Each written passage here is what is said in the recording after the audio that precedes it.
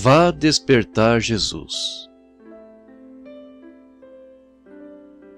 Esta mensagem titulada Vá despertar Jesus, Go Wake Jesus, foi pregada pelo irmão William Marion Branham no dia 3 de novembro de 1963, na Assembleia de Deus de Grant Way, em Tucson, Arizona, Estados Unidos da América. Fiquemos de pé um momento agora e vamos fazer uma pequena oração. Quero dizer que é um grande privilégio para mim estar aqui esta noite, nesta Assembleia Grant Way, e conhecer o amável pastor de vocês aqui em sua plataforma e este bom companheirismo. Estava apreciando os hinos de pé lá atrás e ouvindo as moças, creio que eram, cantando aqueles belos hinos. E não há nada como se reunir e servir ao Senhor, não é mesmo? Agora, inclinemos a cabeça só um momento e falemos com este a quem viemos adorar. Nosso Pai Celestial, somos um povo privilegiado esta noite em estarmos vivos e reunidos aqui para te adorar e te agradecemos por isso. E agora, não viemos com nenhum outro propósito senão de te adorar e para te dar glória e louvor pelo que tens feito por nós. E sim, admitimos nossa indignidade, não somos dignos disso. E ao ver o dia em que vivemos, quando as luzes estão enfraquecendo, e precisamos hoje que se levante o profeta, como foi nos dias de Samuel, quando ele estava começando a perder a vista, e as luzes estavam se apagando no templo de Deus. Então Deus se levantou em cena, e rogamos, Senhor, que te levantes em cena esta noite entre nós, e te mostres vivo, o grande profeta de todos os profetas, o Filho do Deus vivo. E a Escritura nos ensina que Deus antigamente, e de muitas maneiras, falou aos pais pelos profetas, mas neste último dia, por meio de seu Filho Jesus Cristo. Ó Senhor, rogamos que estejas em nosso meio esta noite para nos dares a conhecer a Tua presença, por Tuas grandes obras e manifestações. Abençoa esta Assembleia, Pai, seu pastor, este amável e receptivo homem de bom coração e todos os seus administradores, diáconos e a comunidade, e que seja um grande momento de companheirismo. E confiamos que sairemos daqui nos regozijando e dizendo: porventura não ardia em nós o nosso coração enquanto pelo caminho nos falava? Pois pedimos, em nome de Jesus, teu Filho. Amém. É bom mesmo estar de volta à igreja. Estive fora por alguns dias de férias, de viagem, numa caçada. E voltei e sentir-se de volta à plataforma é uma sensação muito boa. E agora recebi este convite do seu pastor aqui, irmão Mac, semanas atrás, para vir aqui. Mas acontece, sabe, os chamados e lugares aos quais ir, de modo que eu não tive como atender. E amanhã tenho de ir a Phoenix. E então, no dia seguinte, partimos para Nova York, para o novo auditório que acaba de ser construído lá. E teremos os primeiros dias nele. E assim estamos com o irmão Arne Vick e as igrejas patrocinadoras. E tenho certeza de que seu pastor conhece o irmão Vick. E não Arne Vick, desculpe. Acho que talvez seja o irmão John e a Igreja da Pedra. O pastor da Igreja da Pedra, que é a melhor assembleia pentecostal de Nova York. E então iremos de lá para Shreveport, Louisiana, para uma convenção lá com o irmão Jack Moore. Temos estado lá todo dia de ação de graças. 3 dias de ação de graças atrás, comecei a fazer encontros lá. Quero dizer, o Senhor começou, perdoe-me. E desde então, o reavivamento nunca mais terminou. Constantemente, pessoas estão chegando, sendo salvas e cheias do Espírito Santo, constantemente desde então. E o reavivamento continua.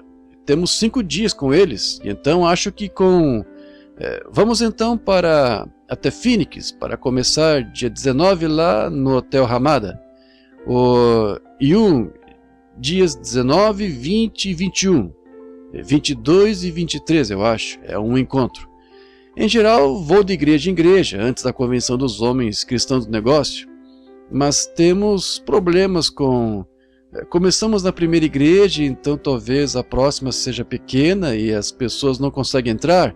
E assim sentimos então que se eu conseguisse o Ramada, que acomoda lá o 3 ou 4 mil, bem, então eu posso reunir todos juntos e continuar por 4 noites antes da convenção dos homens de negócios do Evangelho Pleno. E devo ficar com 2 noites, acho, falar por 2 noites nele, sendo que o irmão Roberts e alguns bons oradores falarão neste encontro.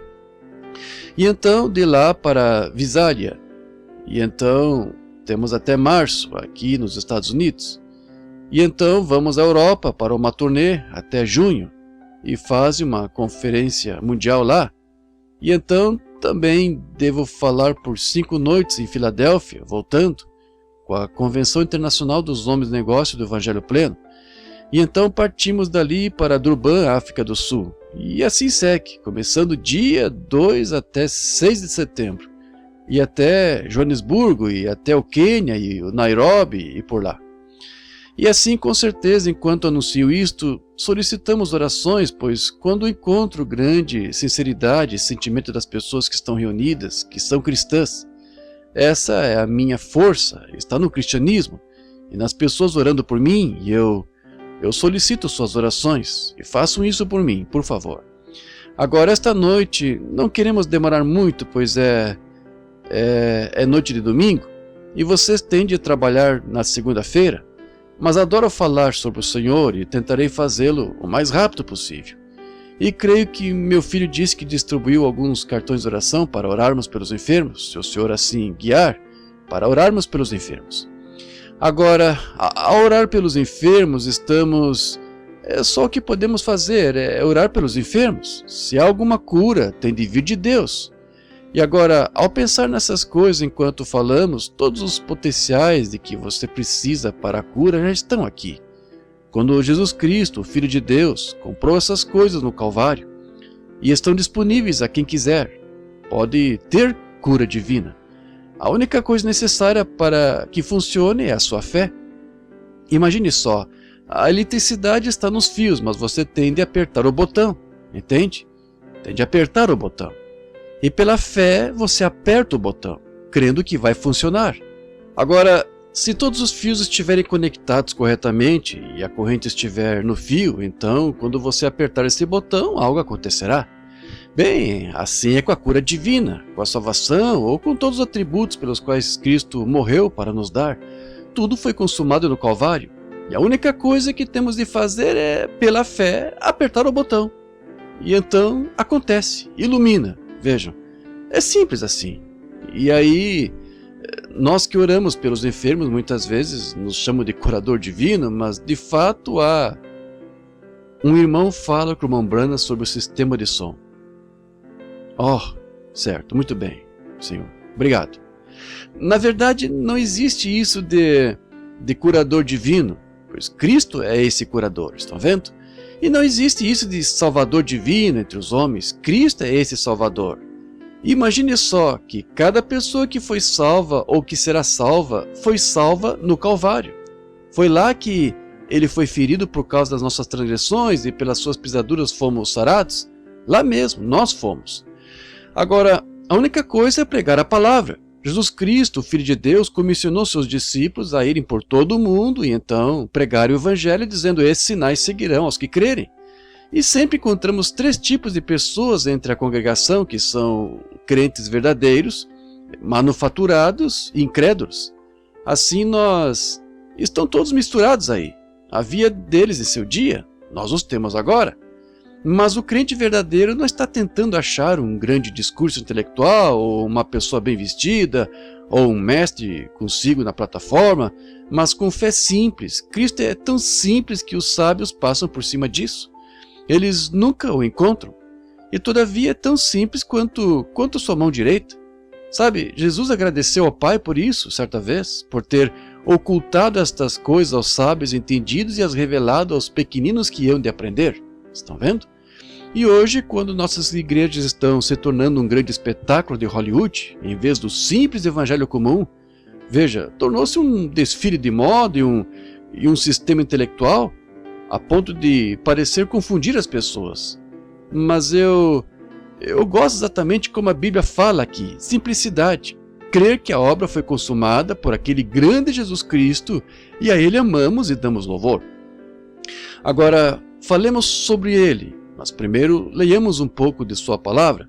Gosto muito de ler a Sua Palavra, pois a Bíblia diz que é a fé pelo ouvir e ouvir a Palavra de Deus. Agora, quantos creem na Palavra de Deus? Vejamos. Isso é ótimo. Se cremos nessa palavra, é só o que temos de fazer, se cremos nela. Agora, o principal é se cremos nela. E agora notem, à medida que os dias passam, eu tenho de mudar. Tenho de dizer, bem, ano passado eu fiz tal coisa, mas não fiz certo, eu aprendi mais sobre isso. Vocês fazem isso, todos nós. A ciência faz. A ciência produz algo, diz, isto é cientificamente assim. E dentro de um ano, não é cientificamente assim. Mas o problema deles é que não admitem. Devemos admitir e dizer que estávamos errados. Entendem? Mas Deus tem uma coisa, Ele não comete erros. E a sua primeira decisão é a sua única decisão, pois Ele é infinito. E ser infinito é ser perfeito vezes perfeito, mais perfeito. E perfeito é infinito. Ele conhecia todas as coisas desde o princípio. Ele nunca tem de retirar uma palavra. Ele nunca precisa melhorar, pois sua primeira decisão é a única que pode ser tomada. Ele não aprende mais ou fica mais inteligente, como afirmamos ficar, mas ele é perfeito para começar. Portanto, quando qualquer coisa que lemos na Bíblia, que cremos firmemente ser a palavra de Deus, e quando a lemos, podemos confiar de alma nela. Deus nunca pode mudá-la. Se muda, então ele é como eu, vejam, ele é finito. E ele está cheio de erros, mas ele não é finito, ele é infinito e não pode errar. Portanto, quando a primeira pessoa veio a ele com o problema que você tem esta noite, se foi para a salvação, o plano que Deus traçou para salvar aquele homem é o mesmo plano pelo qual ele salva você. E ele tinha um só plano, que era através do sangue derramado. E se o homem vem a ele com uma enfermidade, baseado nele ter curado aquele homem, ele tem de manter isso para sempre. Se ele agiu quanto a um assunto de uma forma certa vez e de uma forma outra vez, então você não saberia como abordá-lo. Mas veja, ele deve agir exatamente igual todas as vezes. Por isso temos confiança nele, estão vendo? E se nada do que pedimos acontecer, devemos voltar e rever onde a linha está aterrada. Está vendo? Há algo errado em algum lugar. Talvez tensão demais tenha queimado um fusível, veja. Mas nós temos de acertar isto. E então se nosso espírito não nos condena, estão vendo? Se não estamos condenados, então temos favor com Deus. Sabemos que receberemos o que pedimos. Recebemos nossa petição porque não estamos condenados. Mas quando estamos condenados com incredulidade, pecado de qualquer tipo, e pecado é incredulidade. Só há dois tipos, duas coisas pelas quais cada pessoa no mundo está vivendo, que são fé ou incredulidade. Não há meio termo. Não há homem bêbado sóbrio esta noite. Não há pássaros brancos pretos esta noite. E não há santos pecadores. Ou nasceu de novo ou não nasceu de novo. Ou cremos ou não cremos. Portanto, eu creio que quando Jesus julgar a terra, pois Deus julgará a terra por Jesus Cristo, creio que seremos julgados por esta Bíblia. Agora, Deus não pode ser justo como cremos e soberano como Ele é, e não ter algum padrão pelo qual nos julgar. Bem, se dizem que Ele julgará o mundo pela igreja. Agora, qual é a igreja? Estão vendo? O católico diz, somos nós. Ora, qual católico? Bem, o romano diz, somos nós. Os gregos dizem, não, somos nós. Estão vendo? E os metodistas dizem, somos nós. Os batistas dizem, somos nós. E os pentecostais dizem, somos nós. E o outro diz, somos nós. Estão vendo? Mas seria muito confuso. As pessoas não saberiam em que acreditar. Mas no princípio era a palavra, e a palavra estava com Deus, e a palavra era Deus. E a palavra se fez carne e habitou entre nós. O mesmo ontem, hoje e eternamente. É disto que nosso julgamento vem, a Bíblia. Então, creiamos solenemente em cada palavra. E tenho dito que a experiência genuína de nascer de novo pontuará cada promessa de Deus com amém. Eles não tentarão dizer, bem, isso foi para outro dia, ou isso não é para nós, o Espírito Santo foi para as pessoas do outro dia. Não, não. Pedro disse no dia de Pentecostes, a promessa vos diz respeito a vós, a vossos filhos, aos que estão longe, a tantos quantos o Senhor nosso Deus chamar. Jesus comissionou sua igreja e disse, ide por todo o mundo, pregai o evangelho, quem crer e for batizado será salvo, quem não crer será condenado e, é uma conjunção, estes sinais seguirão aos que crerem. Em meu nome expulsarão os demônios, falarão novas línguas, se pegarem nas serpentes ou beberem coisas mortíferas não lhes fará mal, porão as mãos sobre os enfermos e sararão. Agora, isso está certo ou está errado? Para mim, eu sou simples, eu apenas creio que está certo. E é só por meio disso que tenho de me guiar. Os que tentam invalidar isto com explicações, eu não consigo entender. Eu creio que é a palavra de Deus e é a verdade. Agora, posso não ter fé suficiente para fazer tudo isso operar, mas com certeza não gostaria de atrapalhar alguém que tivesse fé suficiente. Posso não ter fé suficiente para ser como Enoque, que deu um passeio à tarde com Deus e não teve de morrer, apenas foi andando até o lar. Mas gostaria de ver alguém fazer isso agora, sabe? Eu com certeza não gostaria de atrapalhá-lo ao fazê-lo. Eu rogo por esse tipo de fé, pois é o tipo de fé que precisamos ter. Nós, os que ficarmos vivos na vinda do Senhor, seremos transformados no momento, num abrir e fechar de olhos, e arrebatados juntamente com os mortos ressuscitados, a encontrar o Senhor nos ares, e estaremos para sempre com Ele. Esse é o desejo do nosso coração. Agora, vamos abrir aqui em Mateus capítulo 8, e começar com o versículo 23. Ler uma pequena porção da Escritura aqui para tirar um contexto. Ou melhor, um tema para o contexto de algumas escrituras que escrevi aqui, às quais quero me referir, e alguns comentários, notas.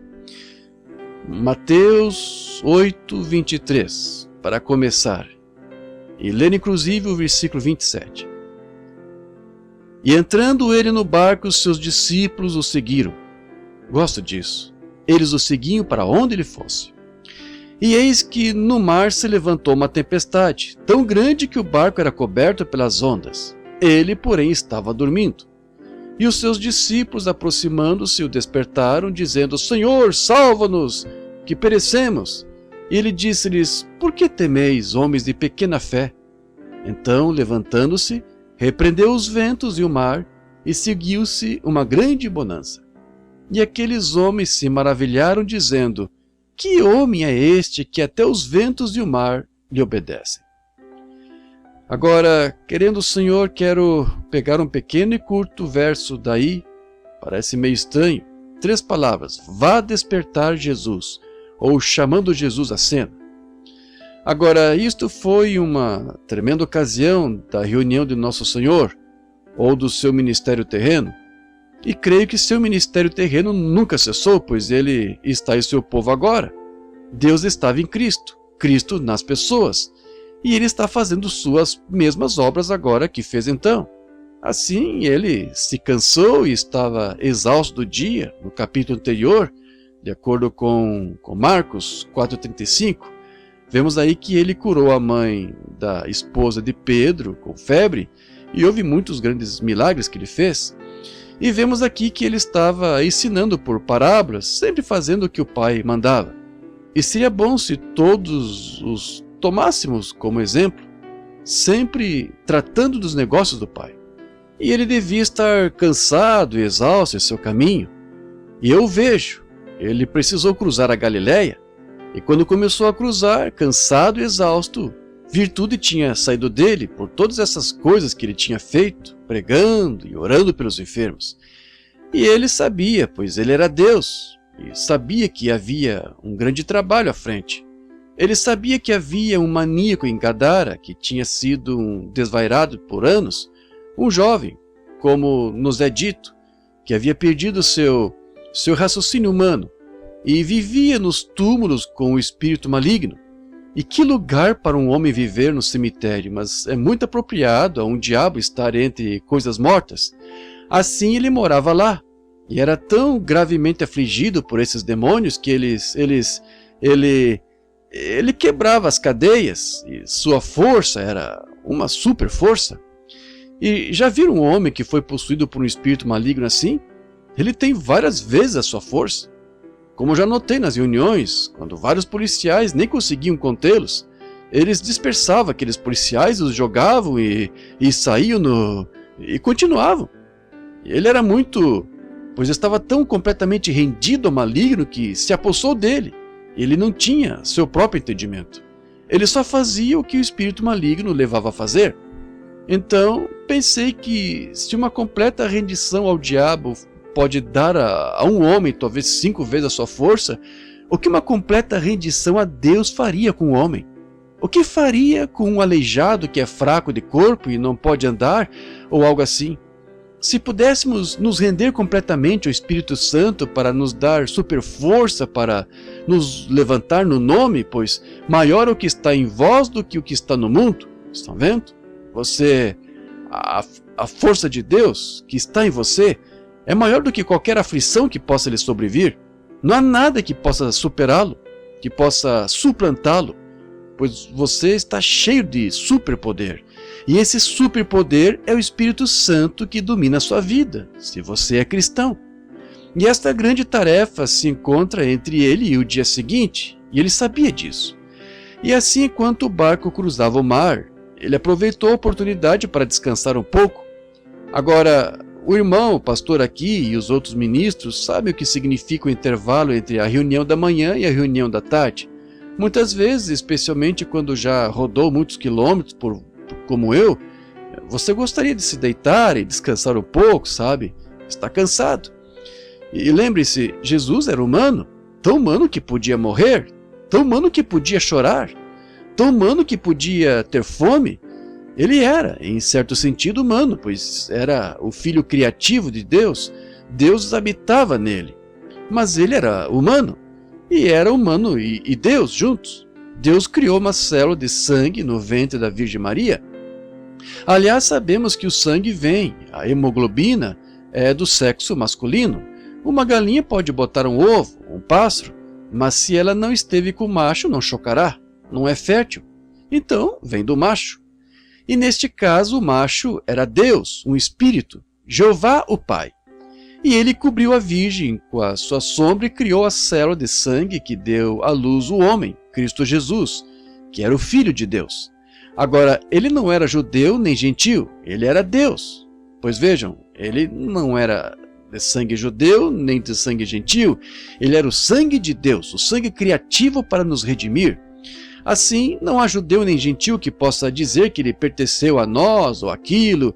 Ele morreu pela raça caída de Adão, por ambos os lados, por todas as pessoas, em todo lugar, que crescem nele.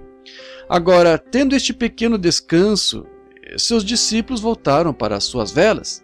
E imagina que eram bons marinheiros, pois nasceram lá no mar e foram criados lá.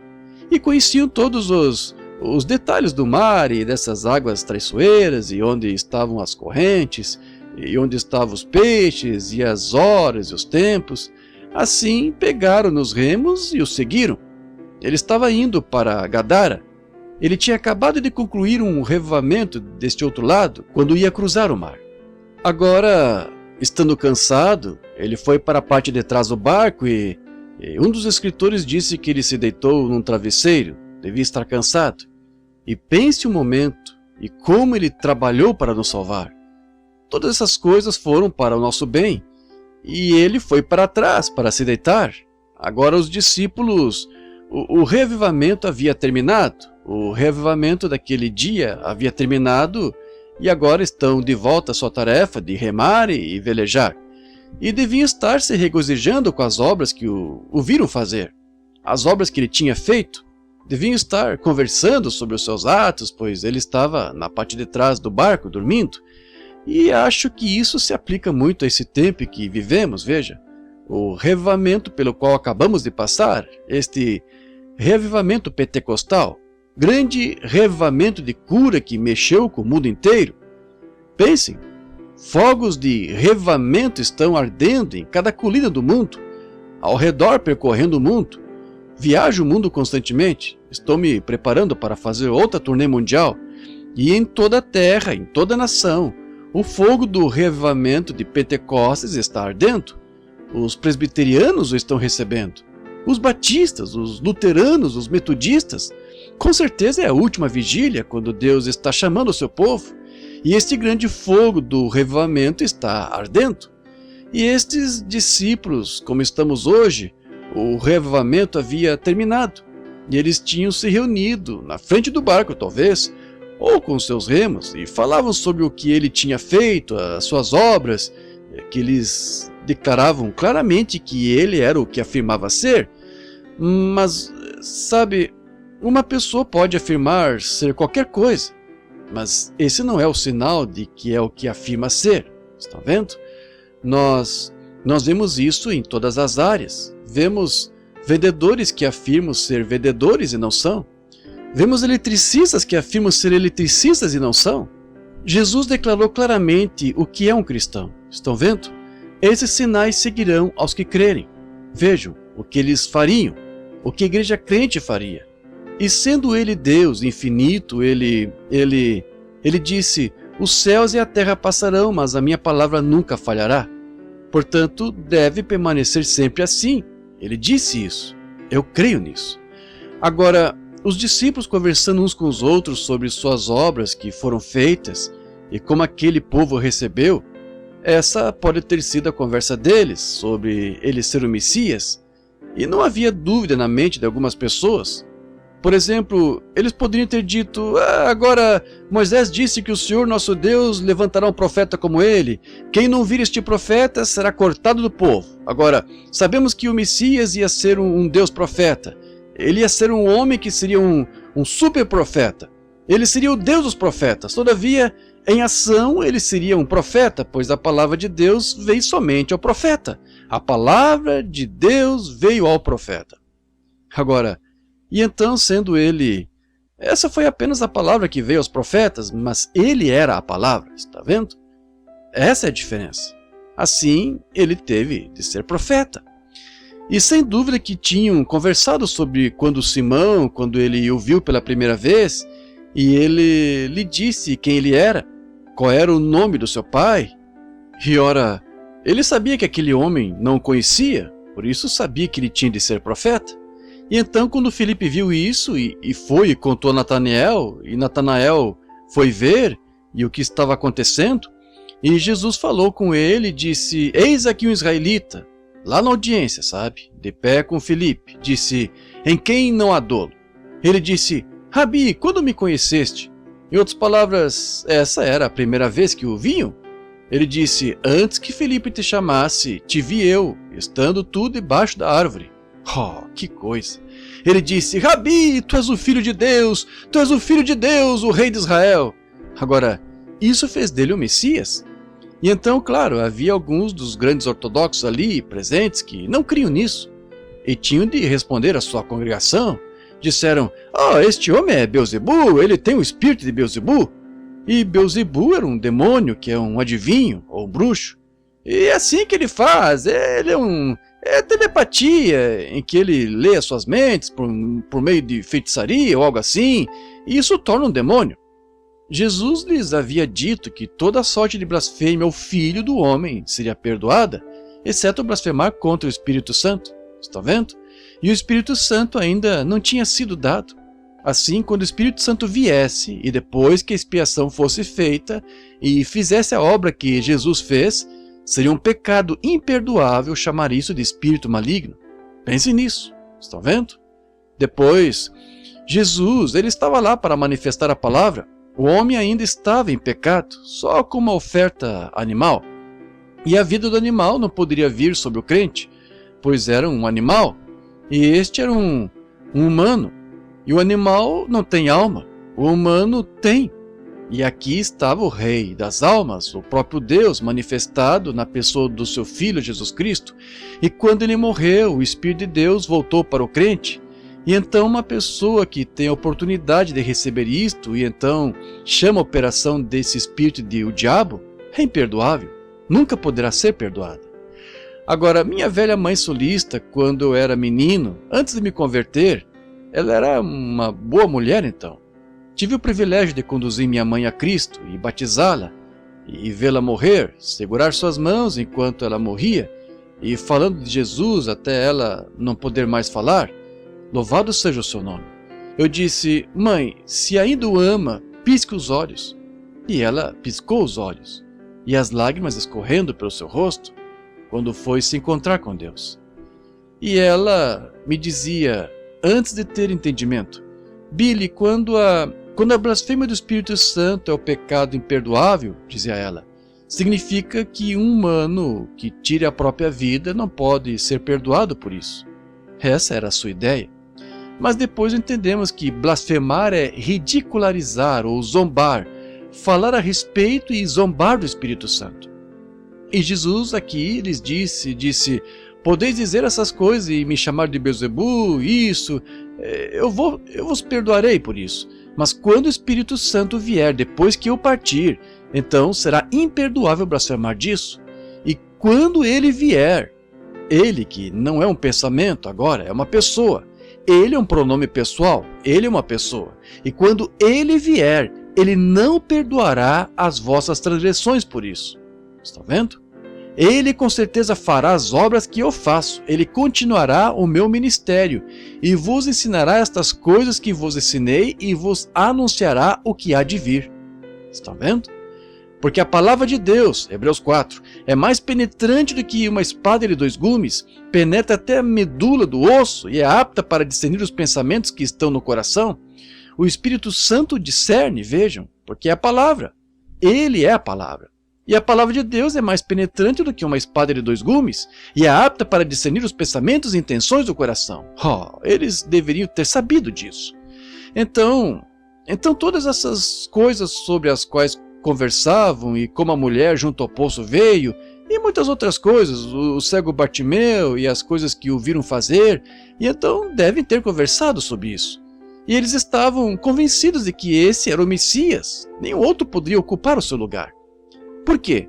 Eles não haviam tido um profeta na terra por centenas e centenas de anos, e de repente se levantou um profeta chamado João, não tomando crédito para si, mas pronunciando isto, ou melhor, anunciando isto, que o Messias está agora mesmo entre vós. Estão vendo?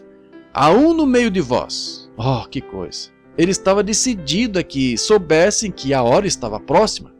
João o batizava, foi um grande homem. Vocês conhecem o seu nascimento e como recebeu o Espírito Santo antes de nascer, no ventre de sua mãe. Na ocasião em que Maria veio, sendo virgem, ele disse que ia ter um bebê e contou a Isabel sobre ter o bebê e sobre como o Espírito Santo lhe apareceu, ou melhor, o anjo do Senhor, e ele disse que ela também ia ser mãe, e ela disse, vou ter um filho e chamarei seu nome de Jesus. E quando disse Jesus, a primeira vez que esse nome foi falado em lábios humanos, um bebezinho no ventre da mãe, morto, ela estava preocupada com isso, sem vida. 6 meses. Isso é totalmente anormal, mas tão logo aquele nome Jesus foi falado pela primeira vez por um lábio humano, aquele pequeno João morto no ventre da mãe ganhou vida e saltou de alegria. A Bíblia diz, se faz isso com um bebê morto, o que deve fazer com uma igreja nascida de novo que está cheia do Espírito Santo? Cura os enfermos, salva os perdidos. Estão vendo? Pois ao chegar aos meus ouvidos a tua saudação, o meu bebê saltou de alegria no ventre. Veja, e ele foi cheio do Espírito Santo desde o ventre de sua mãe. E este homem cheio do Espírito Santo, embora seu pai fosse sacerdote, normalmente era costume naqueles dias que o filho seguisse a tradição do pai, ou a ocupação do pai, e agora vemos que João, seu trabalho era tão importante que ele não poderia frequentar a escola dos sacerdotes que seu pai tinha frequentado, pois estariam dizendo, agora sabe, o irmão fulano de tal aqui, por certo, você deve anunciar o Messias, este é ele. Ora, você sabe que este é ele, pois veja, é um ótimo homem. Seria mais ou menos a mesma escolha que os discípulos fizeram sobre quem tomaria o lugar de Judas. Está vendo? Caiu sobre Matias. Eles escolheram Matias por sorteio, mas Deus escolheu Paulo. Estão vendo? Foi diferente. Notem, e vemos que seu trabalho era tão importante que ele foi para o deserto e ficou lá até os 30 anos. E quando saiu pregando, ele sabia que tipo de pessoa este Jesus seria, pois ele lá de pé, e estava tão certo de que isso viria em seu dia, que disse: no meio de vós está um cujas sandálias não sou digno de levar. Ele vos batizará com o Espírito Santo e fogo. E certo dia ali de pé, ele olhou e viu um sinal vindo do céu. E ele o conheceu por um sinal. E João testificou assim: testifico que vi o Espírito de Deus como pomba descer do céu, e uma voz dizendo: este é meu filho amado em quem me comprazo. Ele anunciou o Messias, pois viu o sinal do Messias. Agora, esses discípulos devem ter conversado sobre isso depois daquele reavivamento terminar. Veja, para aquele dia, a atitude de algumas pessoas, algumas criam, algumas não criam, é o mesmo que vemos hoje. Há pessoas que creem, algumas não creem. Temos isso em todas as reuniões. Alguns crentes, alguns não creem de modo algum. E alguns disseram naquele dia: nunca homem algum falou assim como este homem. Ele não fala como um sacerdote ou um pregador. O que esse homem diz acontece mesmo, estão vendo? Ele manifesta o que pregamos, estão vendo? Homem algum falou assim. Muito bem. E houve alguns incrédulos que disseram: não, este homem é Beelzebul, ele só pode fazer isso pelo espírito do diabo. E Jesus os tinha repreendido. E então o jovem João pode ter dito: pense nisso, irmãos, nós o temos conosco agora. Oh, que pensamento! Ele está agora no barco conosco. E se nós esta noite, meu precioso irmão e irmã, pudéssemos nos aquietar por uns momentos para perceber que este Messias do qual falamos e que Deus disse que viria, e esteve aqui na terra, morreu, ressuscitou, subiu ao céu e voltou depois de 10 dias, ele apareceu no Pentecostes e comissionou sua igreja. Este mesmo Jesus está conosco hoje enquanto velejamos no solene oceano da vida.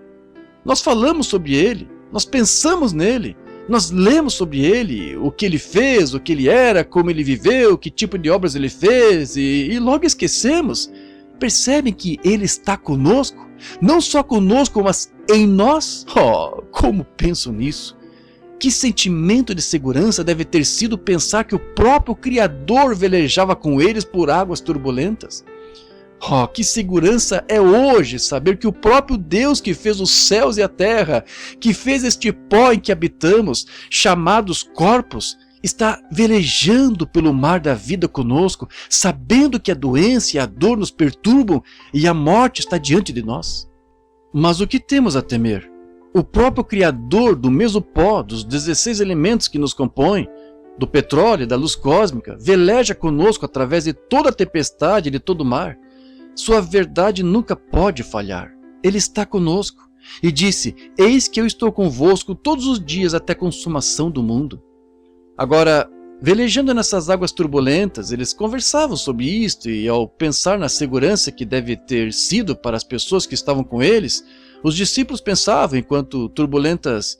Eles sabiam que um grande revivamento tinha acabado de acontecer e estavam se banqueteando nos seus resultados. Agora, acho que é muito parecido conosco hoje. Tivemos um grande reavivamento, mas vemos que está esfriando. Agora, conforme a história, visto que eu não sou uma pessoa instruída, mas estudei a história das igrejas, os pais de Niceia e as Babilônias de Hislop e tal, e vi que qualquer revivamento dura só uns 3 anos. É mais ou menos quanto tempo dura. Mas este vem acontecendo há uns 15 anos, pois acho que é o último que teremos. Assim estamos perto da vinda do Senhor. E então, agora talvez seja como eles estavam naquele barco, naquela noite. Talvez estejamos na mesma condição que nós, seus discípulos, que cremos nele. Estamos agora nos banqueteando com o que vimos ser feito. Oh, as coisas que tenho visto ele fazer, levaria meses e meses para...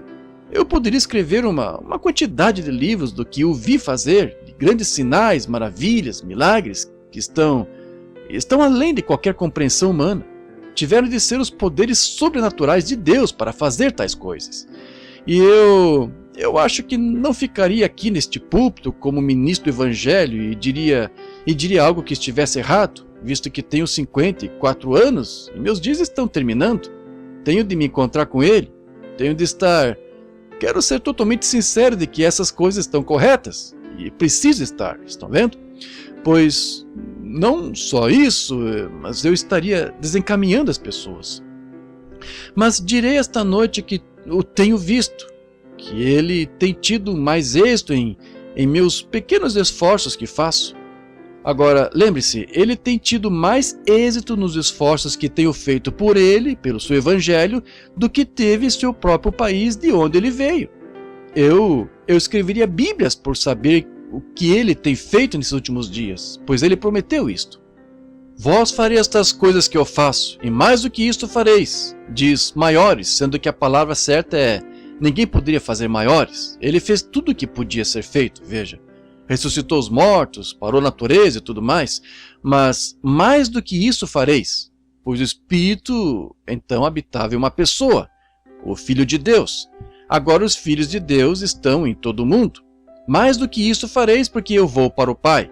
Vejam, enviaria de volta o Espírito Santo sobre a igreja.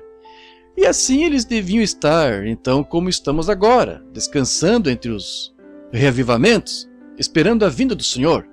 E enquanto velejamos, testificando, falando sobre, lembro-me de quando tivemos aquela reunião lá, lembro-me de quando isso aconteceu aqui, quando aquele bebê morto jazia lá, e morto há 2 dias, e o levaram à reunião, e o Espírito Santo ressuscitou, ver esta pessoa vir deste jeito e daquele jeito, cego, retorcida, manca, aflita, dizer-lhes o que tinham feito e o que tinha acontecido, como o Espírito Santo se encontrou com as pessoas na plataforma, lhes disse o que tinham feito.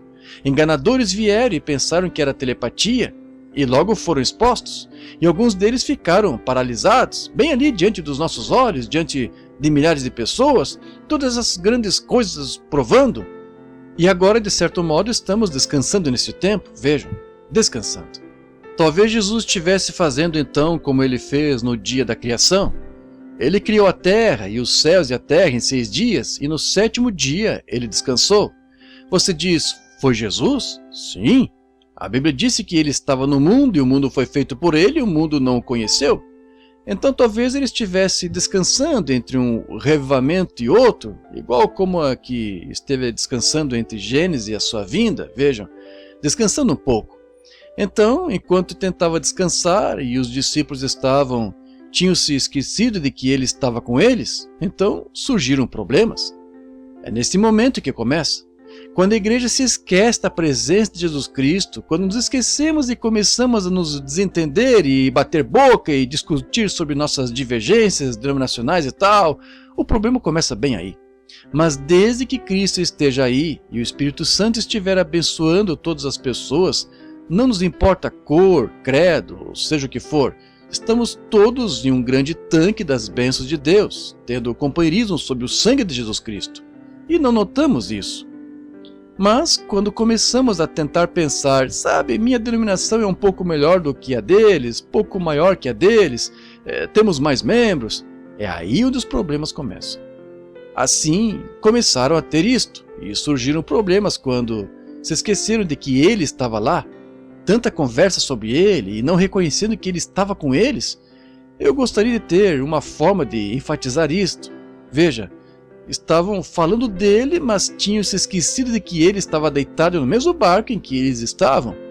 E hoje é o que tem acontecido com as igrejas. Falamos sobre ele, temos tanta intelectualidade a ponto dos homens estarem tão treinados na Escritura que podem trazer uma mensagem que não se pode apontar uma falha nela.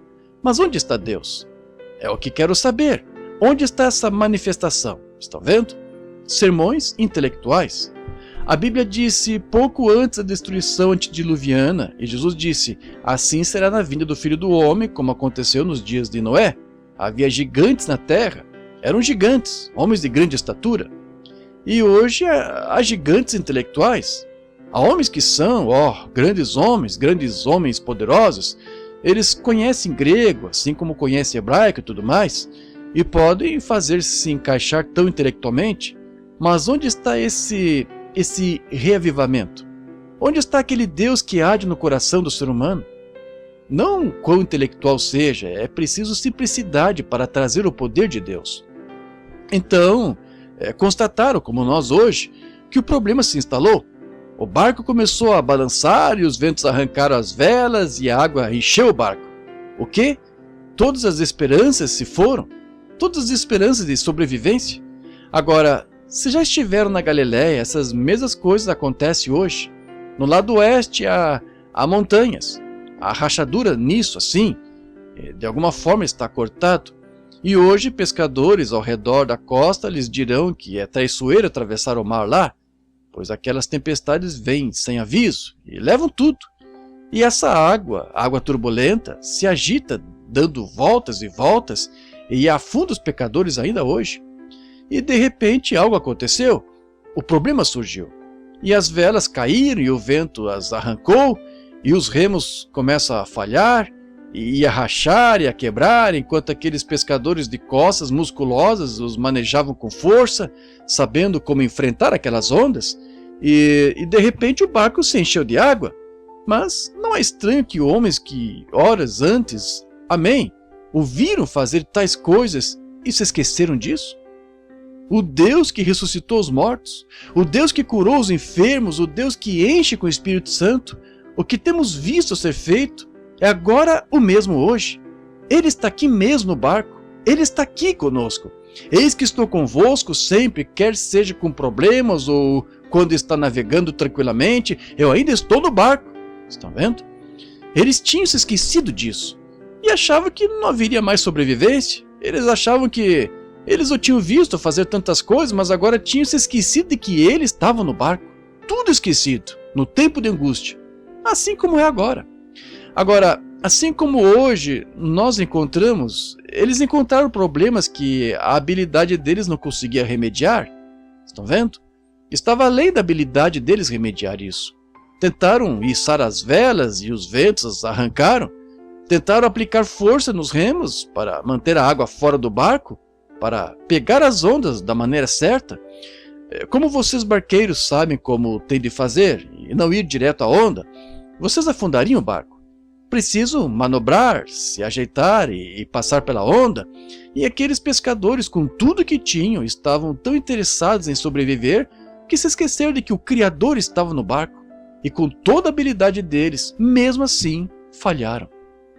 Vejo duas irmãs sentadas aqui esta noite em cadeiras de rodas.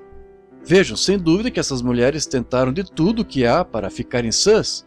Pode haver pessoas aqui com câncer, alguém com problema cardíaco, e a habilidade do médico tem feito tudo o que eles podem para ajudá-lo, mas você está no fim.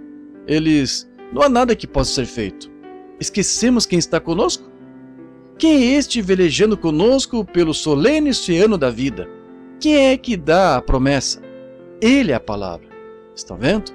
Ela nunca nos foi tirada até agora. Eu a quero de tal modo em meu coração que, se alguma vez tomarem esta, eu a tenho aqui. Estão vendo? Estão vendo? Mas a palavra ainda está conosco. Ele é a palavra. E as coisas que o médico não pode remediar, as coisas que o mundo da igreja não pode remediar, temos o Criador de todas as coisas conosco. Eu estava lendo uma circular que foi publicada por um grande pentecostal que se sentou lado a lado com o Papa, não faz muito, no Concílio Ecumênico. Anotei 33 anos atrás que exatamente isso aconteceria. Agora, vocês nunca conseguirão fazer com que pentecostais espirituais de verdade entrem nisso. Eles sabem que está errado. Parece muito bom para o intelecto, mas a mente espiritual entende rápido que isso está errado. Eles sabem que isso está errado. Eles sabem o que Deus disse sobre essas coisas. No entanto, eles nunca entenderão. Agora, os outros irão, onde Jesus disse que os dois espíritos nos últimos dias quase enganariam o próprio eleito, se fosse possível. Estão vendo? Mas os eleitos saberão diferenciar. Mas estamos num tempo de angústia em que não há ministro no mundo que possa impedir nossas denominações de se unirem a este concílio ecumênico. Eles já estão nele. Não importa quantas coisas Deus tenha feito, quão abençoado ele tenha sido entre nós, elas entraram nisso mesmo assim. Não se pode parar isso. É só isso. Eles o farão. Agora, problemas que não podem ser remediados pela igreja, então assim que vemos isso, você vai ao médico e ele diz, bem, sinto lhe dizer, mas você tem câncer. Bem, rapidamente é só, ele está morto, é só isso. Ou eles estão desenganados. Os médicos dizem, bem, isso é paralisia, você não pode, isso é leucemia.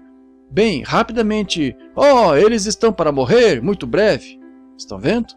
O medo se instala, vejam, mas não deveria. Quem é este que fez a promessa? Para que estamos vivendo? Por que somos a igreja do Deus vivo? Por que estamos cheios do Espírito Santo? Para lembrar, no tempo da angústia, que Ele ainda está aqui. Ele estabiliza as coisas. Ele é o mesmo ontem, hoje, eternamente. Ele está conosco da mesma forma. Ele pode estar descansando um pouco entre as reuniões, mas ainda está aqui, de algum modo. Sim. E quando o problema se instala e a fé de que Ele está conosco, então o medo se instala. E quando o medo se instala, então temos problemas mesmo. Temos isso na igreja, nacionalmente, em qualquer lugar. Todas as nações estão morrendo de medo. Há um astronauta em algum lugar e há uma bomba atômica. E sabemos que a ciência desenvolveu coisas mecânicas a tal ponto que, a qualquer momento, sem aviso, o mundo inteiro pode ser destruído. E o mundo está com medo. Não tenho medo do mundo ser destruído. Haverá 1000 anos de reinado do milênio, depois que tudo isto acabar. Deus não frustrará seu próprio propósito. A única coisa que eu rogo é, Senhor, estou correto para ir quando Ele vier? Esse é o único temor que tenho. Será que te agradei, Senhor? Estão vendo? Não temo o que o homem está fazendo, temam a Deus. Disse, não temais aquele que pode destruir o corpo, mas aquele que pode destruir tanto o corpo quanto a alma no inferno. Estão vendo? Isso mesmo. Agora, discussões e tal, à medida que o problema se instala, medo, e parece que somos muito parecidos hoje. Mas lembre-se, Ele ainda está conosco. Agora, em São João capítulo 1, não se esqueçam disso. No princípio era a palavra, e a palavra estava com Deus, e a palavra era Deus. E a palavra se fez carne e habitou entre nós. Hebreus 13:8 disse, Ele é o mesmo ontem, hoje e eternamente. E este livro é uma revelação de Jesus Cristo, desde Gênesis até o último livro de Apocalipse. É a revelação de Jesus Cristo. Os profetas e todas essas coisas estavam prefigurando Cristo, e tudo no livro é Jesus Cristo. Assim, lembre-se, Ele ainda está conosco. Tudo para remediar toda causa que o diabo possa começar está bem aqui. Nós o temos bem aqui. Problema, mas o mestre está no barco. Muito bem. Se tiverem problemas, se os médicos não puderem remediar, lembre-se, Ele está aqui. Não se esqueçam, Ele está no barco. Eles deveriam saber, esses discípulos, que Ele era o Messias. E a palavra Messias significa ungido. Estão vendo? Então, se Ele tinha Deus todo nele, Deus estava nele. Ele disse, Jesus o Filho disse, não faço coisa alguma em mim mesmo, se o não vir fazer o Pai habita em mim. Estão vendo? Agora, se Ele era o Messias, isso com aquela unção que o tornava plenamente Messias, e nós com o mesmo Espírito que estava sobre Ele, não em porção, mas a mesma qualidade, com uma porção sobre nós, nos tornaria como pequenos Messias, seríamos pequenos filhos de Deus, filhos adotivos de Deus, e seu Espírito Santo nos selou em seu corpo e somos seus filhos. Nada pode nos incomodar, nada nos preocupar, somos dele. Se não for assim, bem, somos falsos acusadores, nós temos testificado de algo que nem é assim. Eu creio nisso. Creio que agora somos filhos de Deus, não que seremos, agora mesmo. E agora estamos assentados nos lugares celestiais em Cristo Jesus. Amém? Não temos poder, mas temos autoridade. Não se requer poder. Alguém disse, você tem poder? Não, mas tem autoridade. Isso mesmo. Pegue um pequeno policial aqui de pé. Ele usa um uniforme, seu chapéu é grande demais para ele, cai sobre suas orelhas, ele não tem poder para parar nada, mas deixem que ele saia aqui e um carro esteja vindo pela rua com um motor de 300 cavalos e que ele levante aquela mão, veja os freios rangerem. Por quê? Ele não tem poder, mas tem autoridade. E quando o homem ou uma mulher é ungido com batismo do Espírito Santo, ele pode não saber ler seu nome em letras de tamanho de vagões, por instrução, mas ele tem a autoridade de Deus, de que é filho de Deus. Deixe ele pegar sua autoridade, se pôr de pé e dizer, pare, e as rodas de Satanás irão ranger, e os freios. Algo acontecerá, pois lhe foi dada autoridade pelo Espírito Santo. Em meu nome expulsarão os demônios. É isso, claro.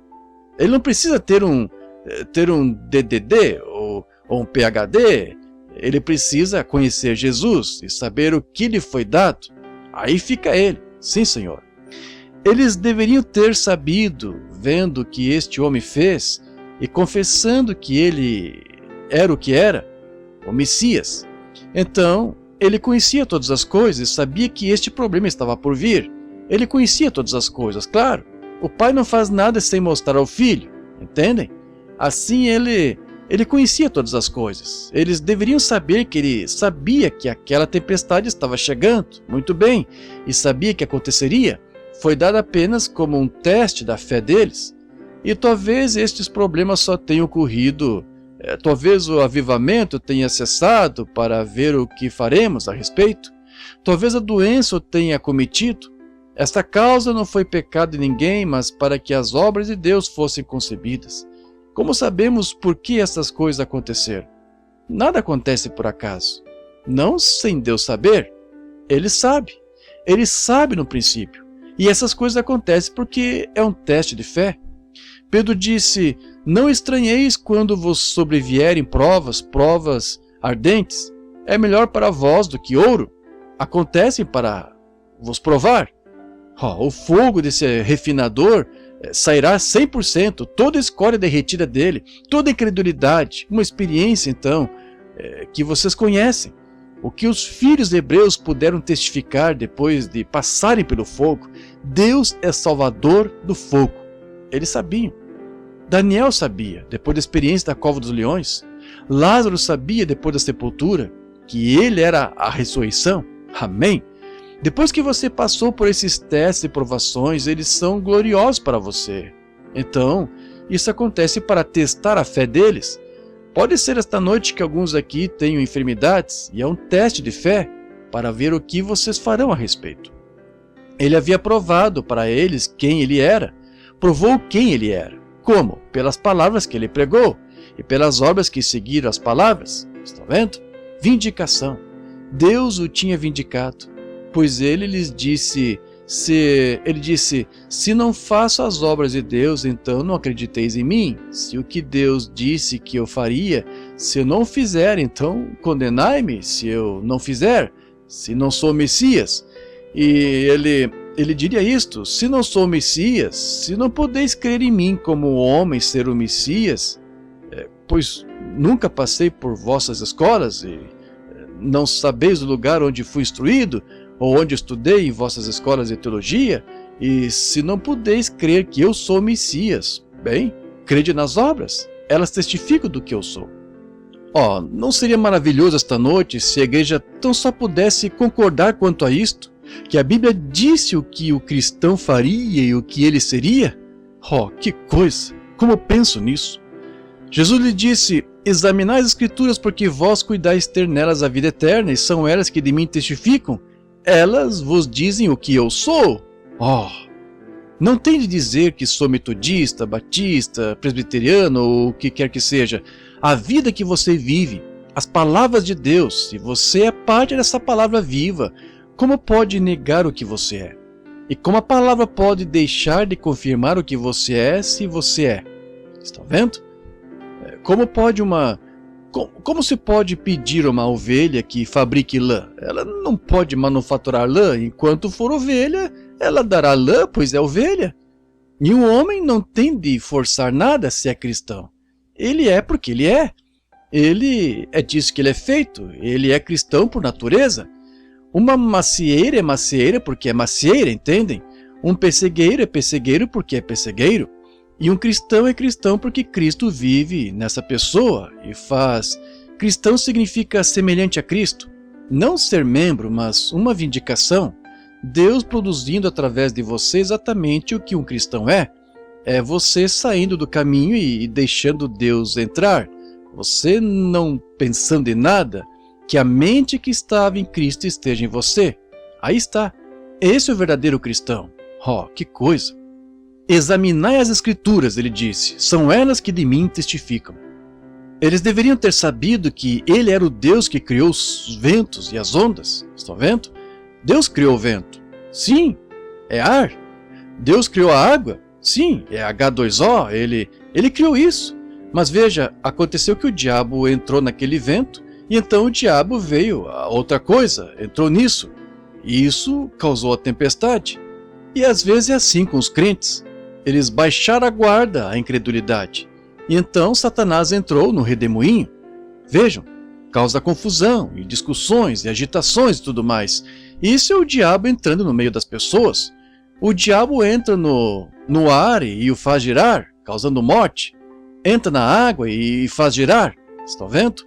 Deus a criou, mas permitiram que o diabo entrasse.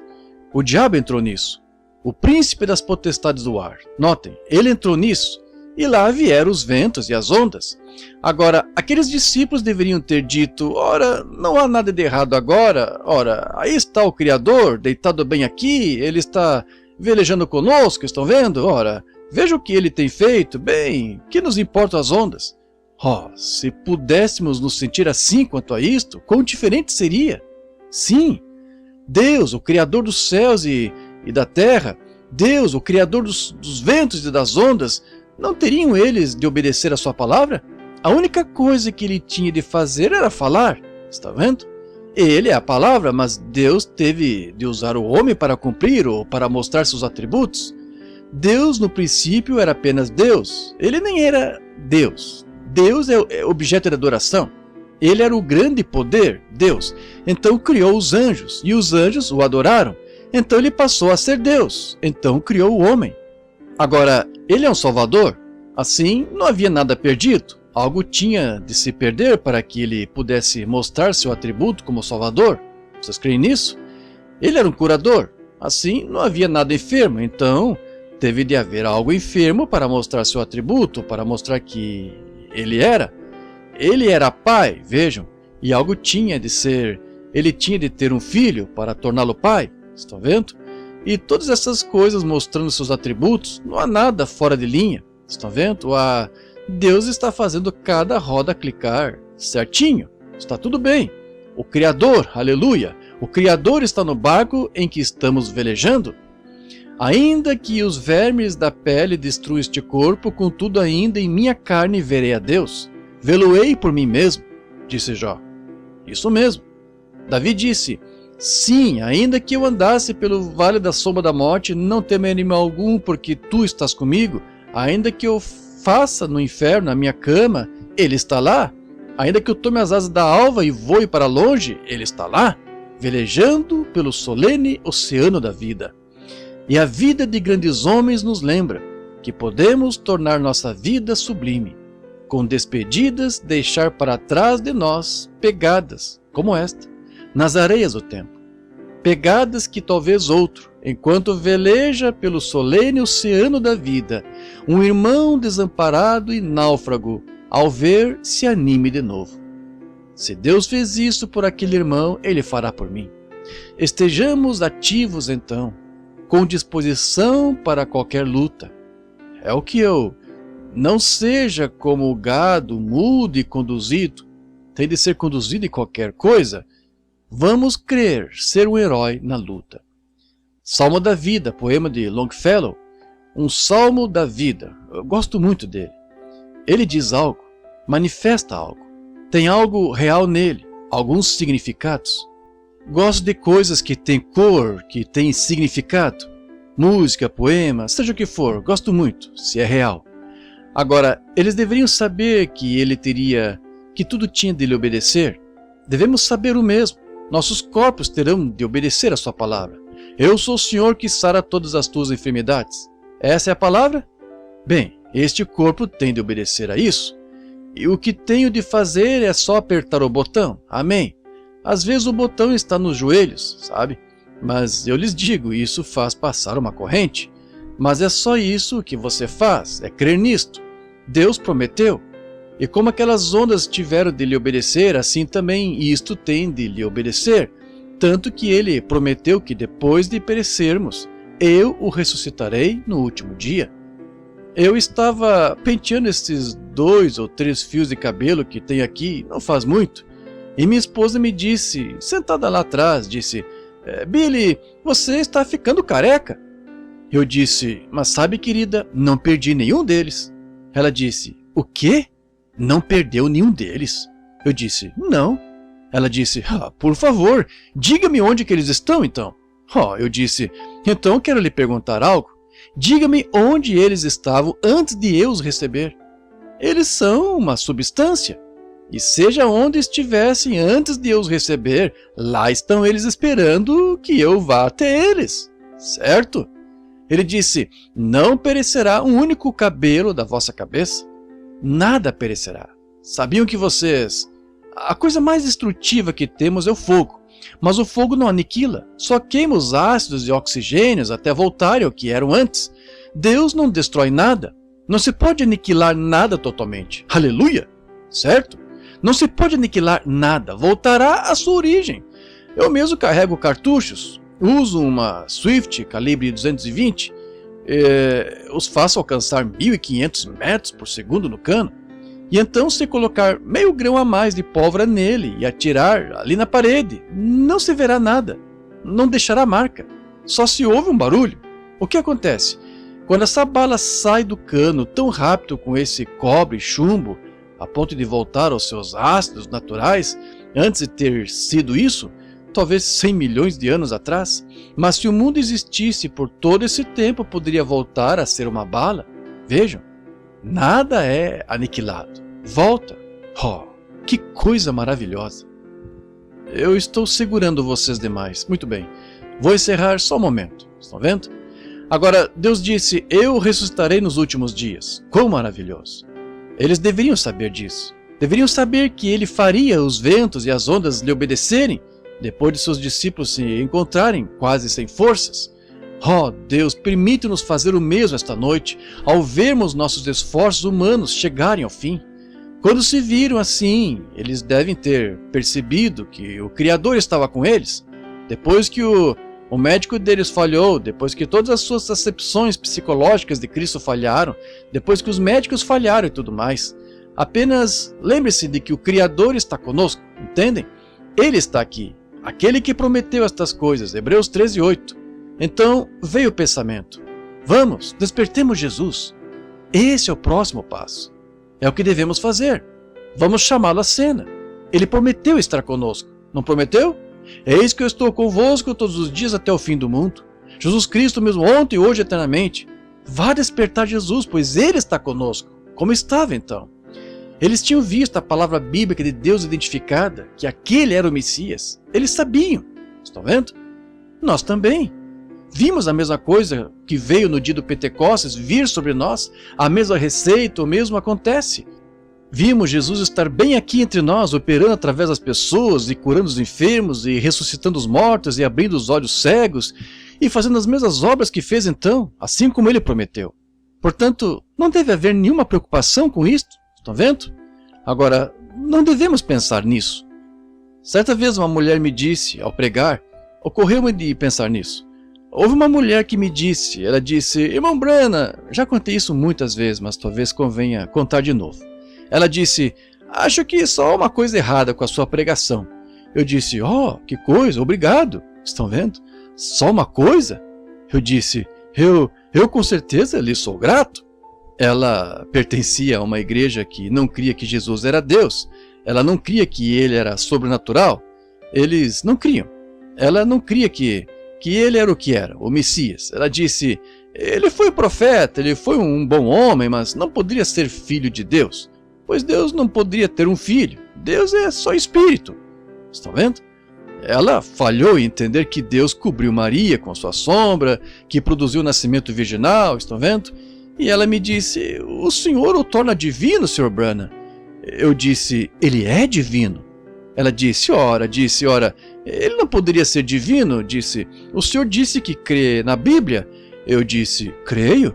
Ela disse, se eu provar por sua própria Bíblia que ele não pode ser divino, que ele foi apenas um homem, um bom homem, e eles, bem, se houver um deles aqui, não quero magoá-los, pois Cristo morreu, foi da ciência cristã, veja, e disse, agora suas curas e tal, disse eu creio em tudo isso, mas disse, o senhor faz Jesus ser divino.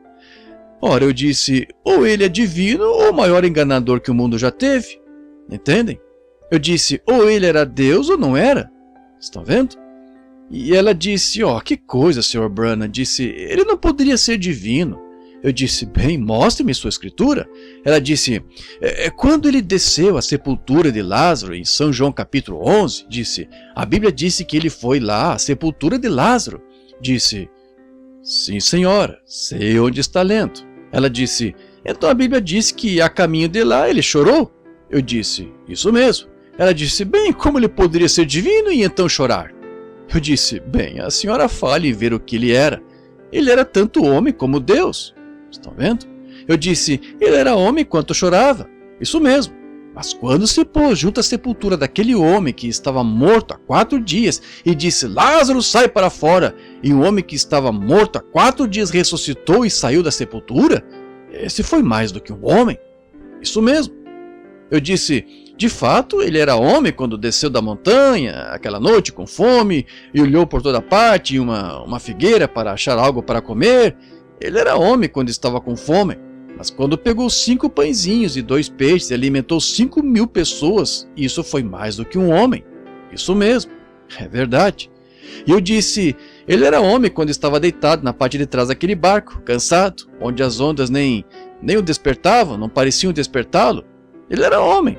Sem dúvida que 10.000 demônios do mar juraram que o afogariam naquela noite. Está vendo? Agora, ele era um homem deitado lá, cansado. Mas quando foi chamado à cena, amém, ele pôs o pé na beirada do barco, olhou para cima e disse, cala-te! Olhou para as ondas e disse, aquieta-te! E os ventos e as ondas lhe obedeceram. Amém. Esse foi mais do que um homem. Sim, Senhor. Ele era homem na cruz, quando clamou por um gole de água. Ele era um homem clamando, tenho sede. Mas na manhã de Páscoa, quando rompeu o selo da morte, do inferno e da sepultura e subiu, ele era mais do que um homem. Esse era Deus no homem. Isso mesmo. E esse mesmo vive em nós esta noite, como o Espírito do Espírito Santo. Sim, Senhor. As pessoas hoje dizem, como eu poderia crer que ele é o mesmo ontem, hoje, eternamente? Lembre-se, ele prometeu no livro de Hebreus que ele era o mesmo ontem, hoje, eternamente. Ele também prometeu no livro de São João, no capítulo 14 de São João, e no versículo 12, ele disse, aquele que crê em mim também fará as obras que eu faço, as obras que eu vivo, que o Pai vive em mim, sendo eu, o Filho de Deus. Como eu vos adoto, meu Espírito estará em vós e fará as mesmas coisas. Certamente, isto é natural. De novo ele disse, eis que estou convosco todos os dias até a consumação dos séculos. Mateus 28, 28 a 22, ou 28, 20, isso é. Eis que estou convosco todos os dias até a consumação dos séculos. Eu estou convosco, um pouco. Ele disse, de novo, e o mundo não me verá mais, mas vós me vereis, pois eu é outro pronome pessoal, estão vendo? Eu estarei convosco, em vós, até a consumação dos séculos. Também fareis as obras que eu faço. Aí está. É exatamente assim que você saberia. De novo, nunca vos deixarei, nem vos desampararei. Você diz, como pode ser isso? Como pode ser provado? João 14, 12, veja, também farei as obras que eu faço. Ele agora está esperando ser chamado à cena. Ele está esperando esta hora agora mesmo para provar exatamente que o que eu disse sobre ele é assim agora mesmo. Se não for, então isto está errado e eu sou uma falsa testemunha. Ele está pronto para ser chamado à cena agora mesmo para fazer as mesmas coisas que ele fez. Assim, no barco em que estamos velejando, despertemos Jesus na nossa vida. Ouçam, tenho dito muitas vezes, Se eu estivesse aqui na plataforma e lhes dissesse que o espírito de John Dillinger vivia em mim, ora, eu teria armas e seriam fora da lei? Claro. Se eu lhes dissesse que Shakespeare vivia em mim, eu seria um poeta.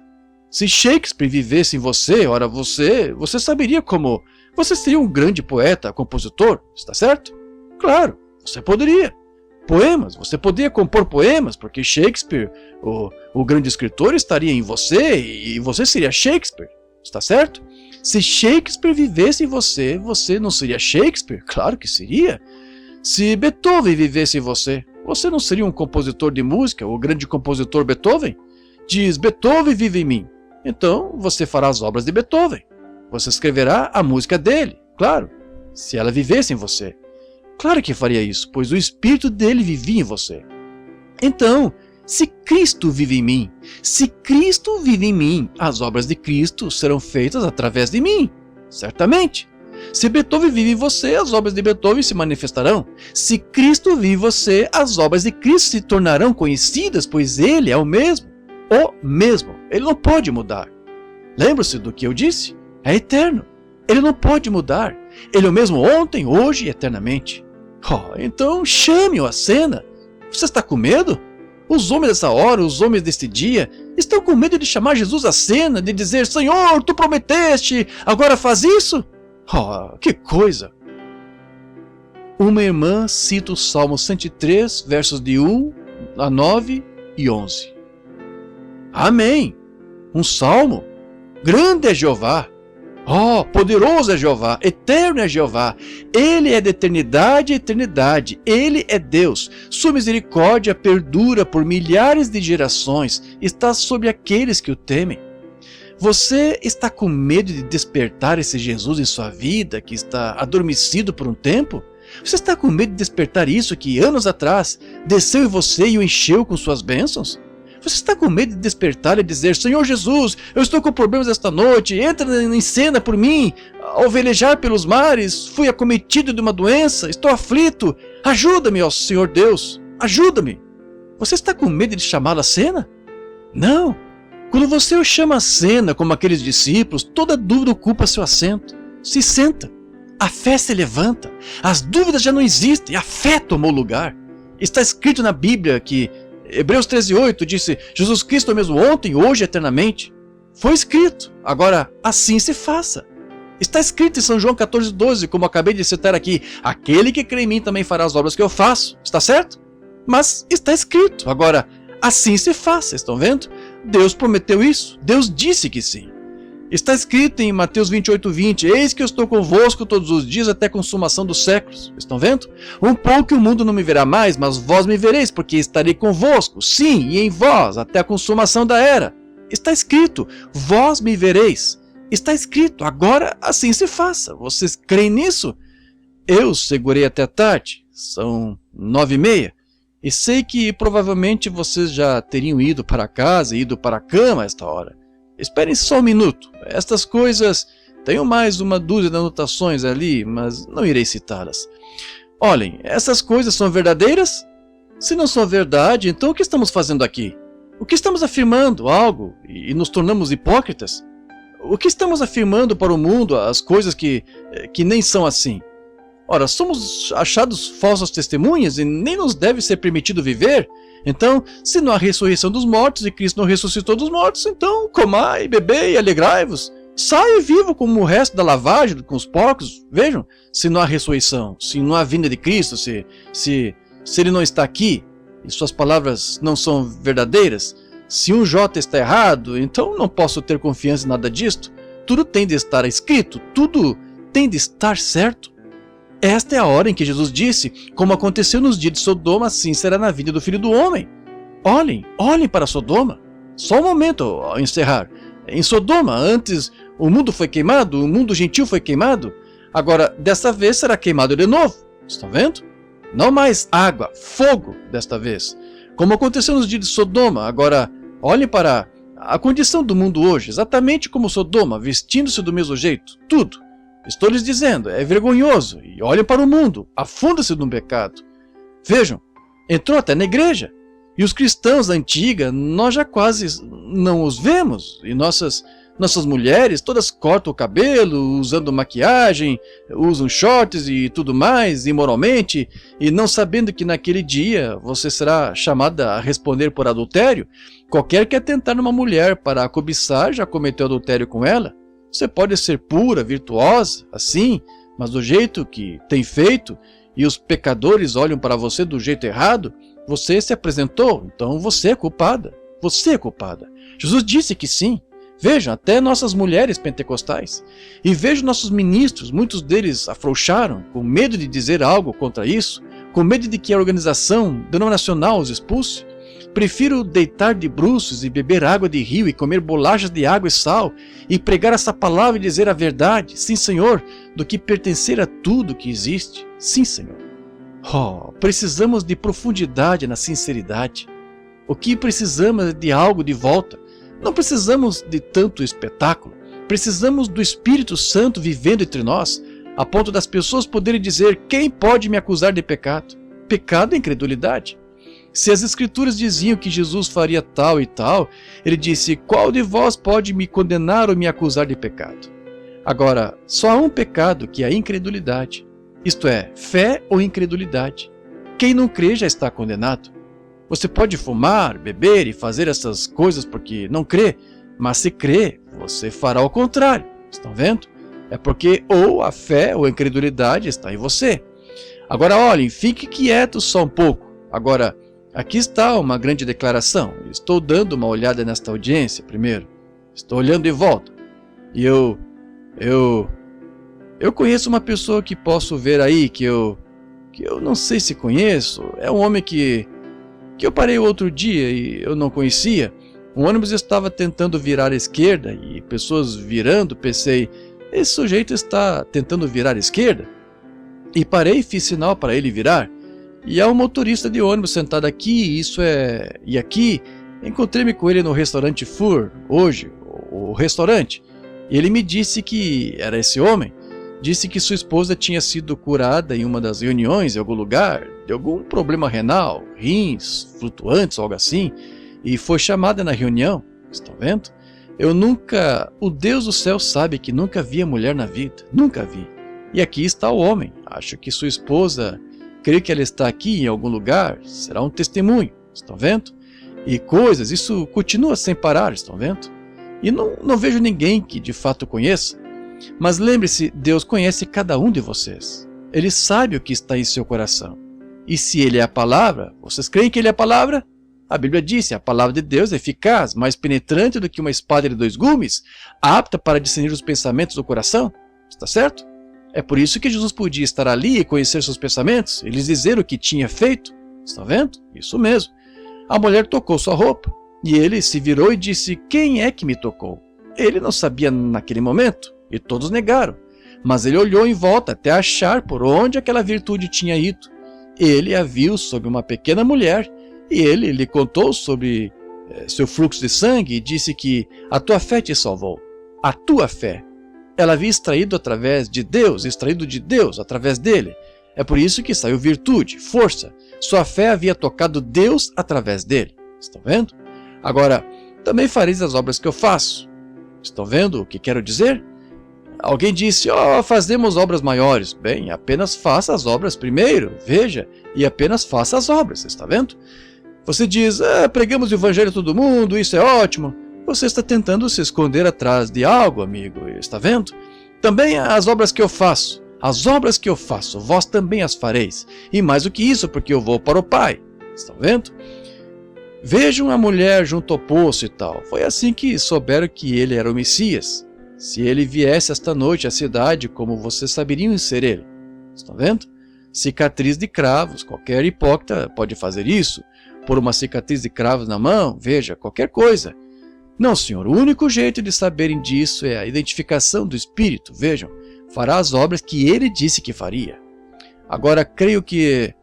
por que estou com este grupo de pentecostais? Não pertenço a nenhuma das suas organizações, porque apenas... me coloco na brecha e digo: somos irmãos, todos. Estão vendo? Porque creio que são eles que mais se aproximam do que eu penso que a Bíblia é, de todos os que conheço. Estão vendo? É por isso que faço isso. Nunca me filio, pois vejo de ambos os lados os irmãos com o Espírito Santo.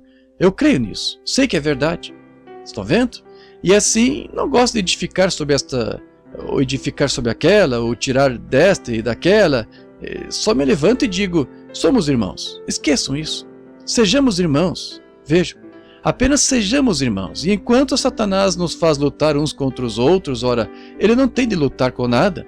Mas desde que nos esqueçamos dessa luta e unamos braços e corações e digamos, somos irmãos, vamos avante, soldados cristãos, então, esse grande revivamento, nenhum concílio ecumênico jamais tocará nisso. Não, senhor. Essa é a escolha de Deus, o eleito que foi chamado. Agora, se o dia... Lembre-se, o último sinal que foi feito antes de Sodoma ser queimada foi Deus manifestado no corpo humano. Está certo? Eu pergunto, 3 anjos se aproximaram de Abraão e 2 dos anjos foram a Sodoma para dar uma advertência. Isso foi para os mornos, a igreja denominacional, o moderno Billy Graham e tal. Mas Abraão representou, como foi naquele dia, a igreja eleita que não estava em Sodoma, estavam fora de Sodoma. Os verdadeiros pentecostais nasceram de novo e todos os que nasceram do Espírito. Agora, note aquele que ficou para trás e falou com Abraão, disse...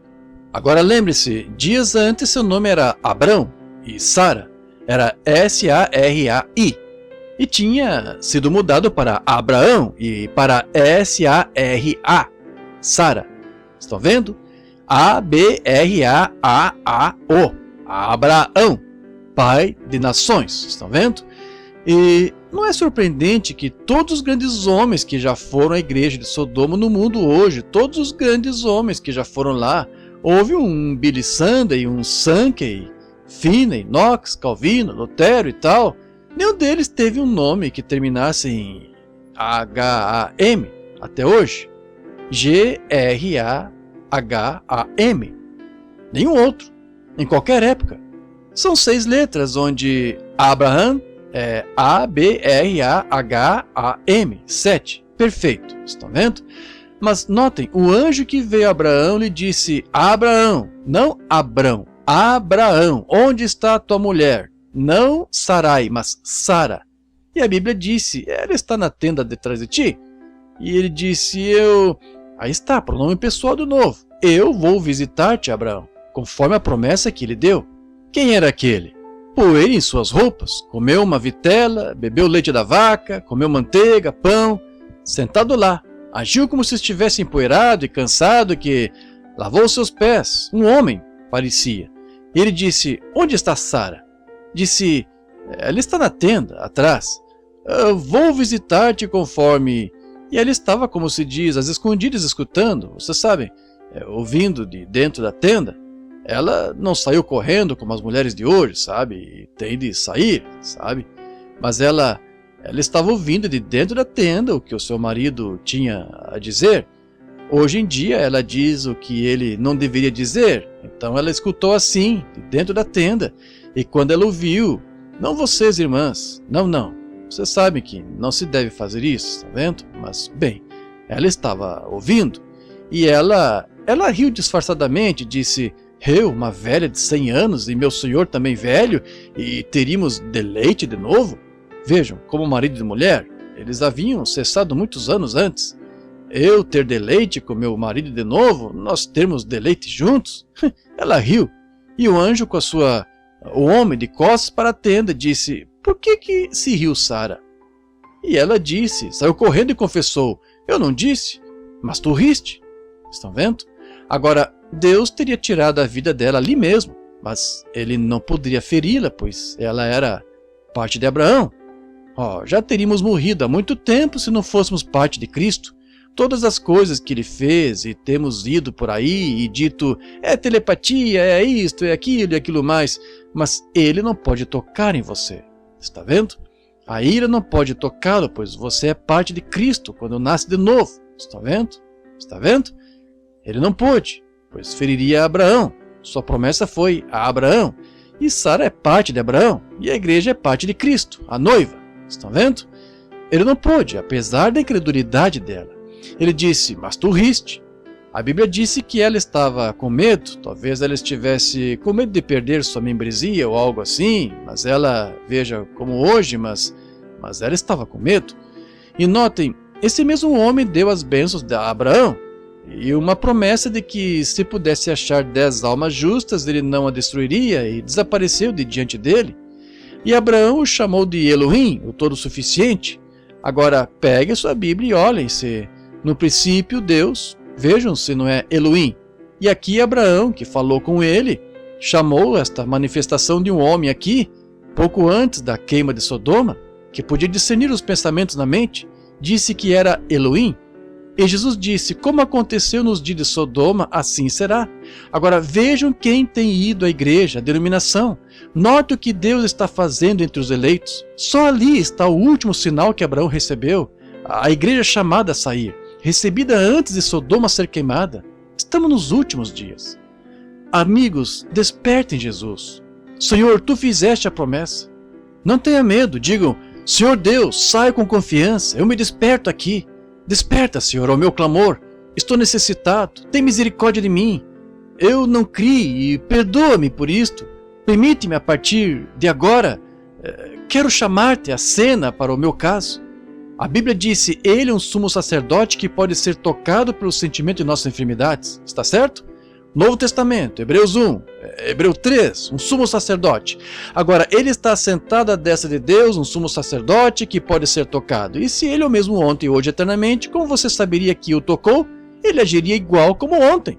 Isso ele faria hoje, está certo? Espaço em branco na fita. E corpos enfermos aqui esta noite? Senhor, tu és Deus e não há outro como tu. A única coisa que temos a fazer é despertar, nos sacudir, chamar Jesus à cena. E Pai, quando entrares em cena, fala que Tu és o mesmo ontem, hoje, eternamente, e deixa-nos saber esta noite que Tu ainda estás no barco, Tu ainda estás aqui. Tu disseste, nunca vos deixarei, nunca vos desampararei. E que se saiba esta noite, Senhor, que eu disse a verdade. Não importa quantas palavras eu dissesse, ainda assim não seria como tu dizendo uma só coisa.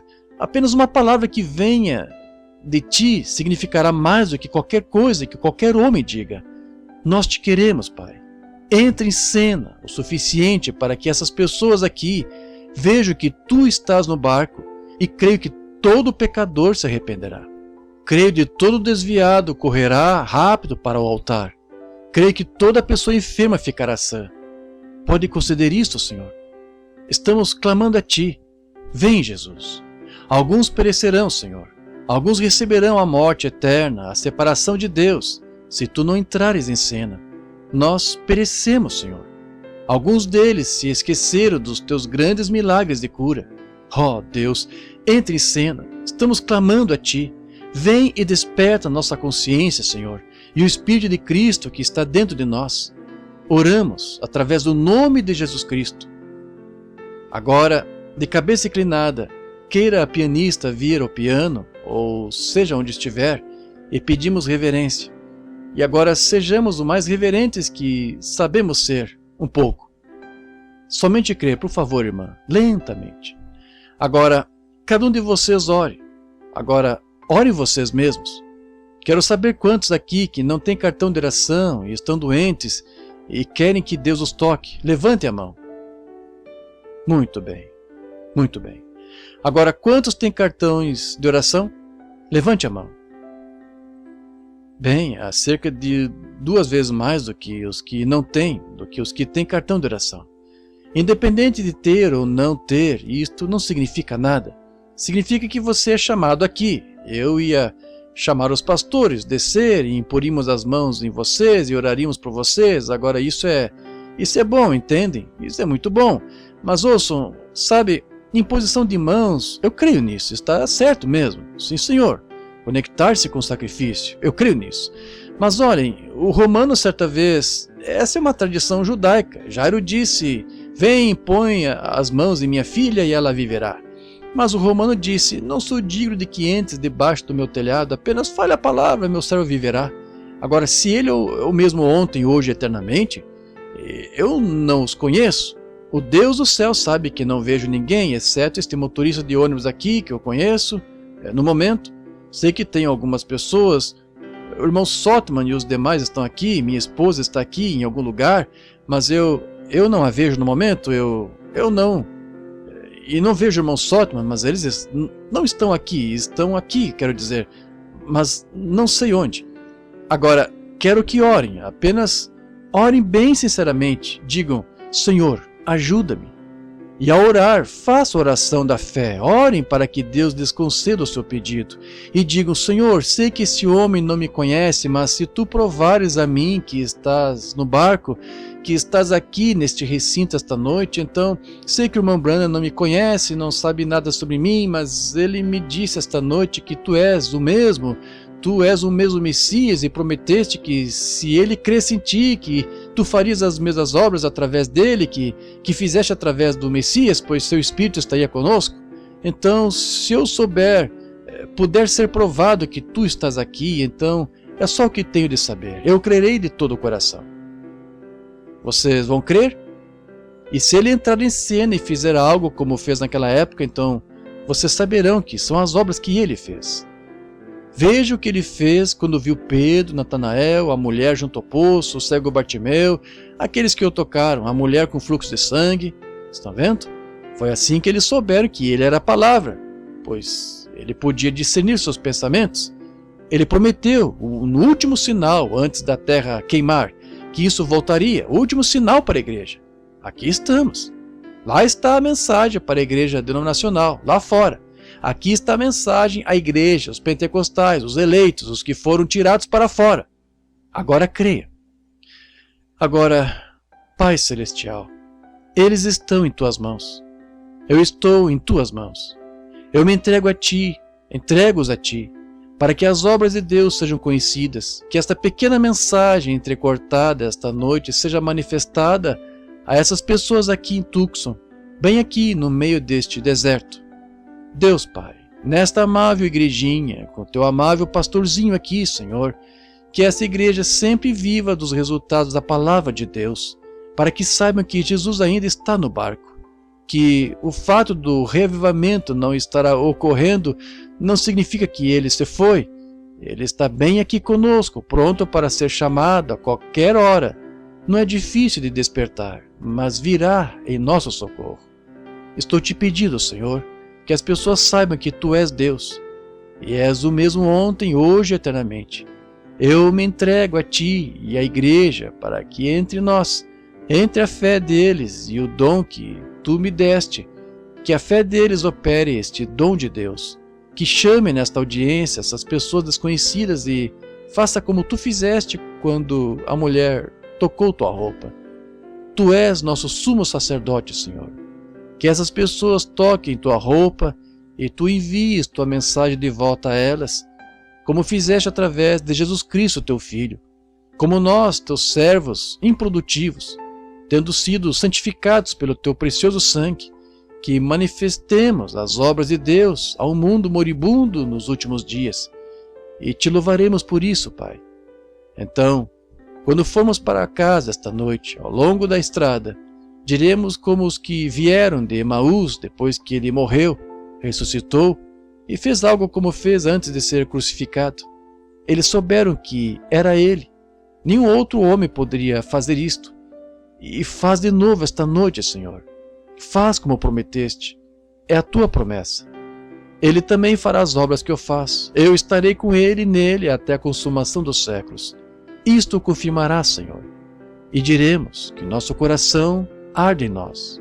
Pedimos, em nome de Jesus. Amém.